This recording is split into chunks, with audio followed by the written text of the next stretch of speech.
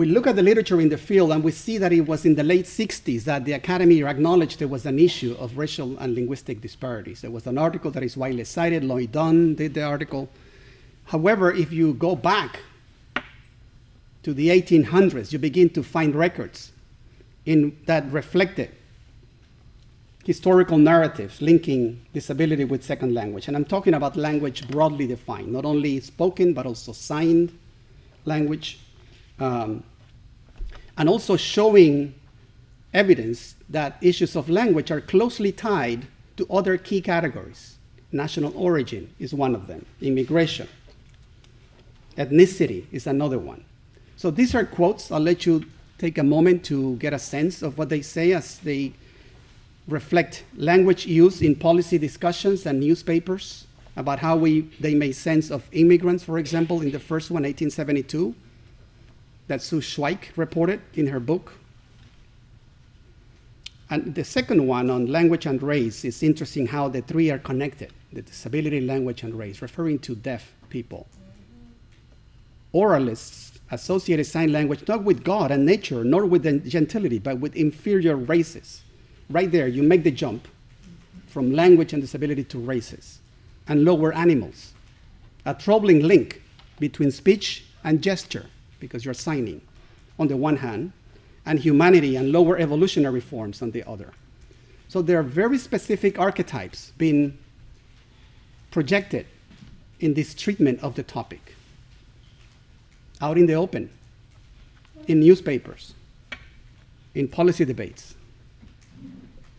Here are other citations.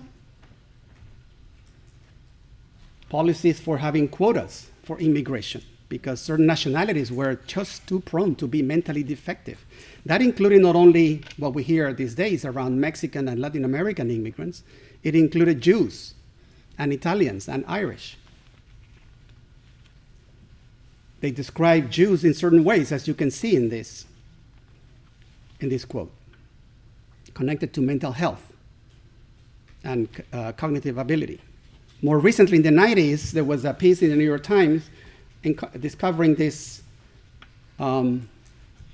ring that was keeping deaf Mexicans who were not documented in the US, prisoners in this place, to be part of a begging ring to generate income for the people that were doing this.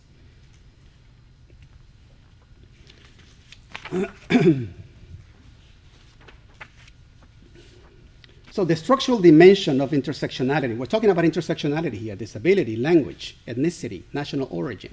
We have to think intersectionally beyond the two variables of language and disability. It's more than that, because that's how language gets racialized. It's connected to certain groups. The structural dimension of intersectionality is reflected in this quote by Doug Baton, who is a historian of disability, that says, not only has it been considered justifiable to treat disabled people unequally, disability is already a big burden in people's lives, but the concept of disability has been used to justify discrimination against other groups. How? By attributing a disability to them. That's why there is so much discussion that we want to make sure that we offer supports that come from a disability label, the treatments, the resources, the rights, but we want to do it in a way that is responsive to the incredible diversity we have in this nation, that we're not misidentifying students.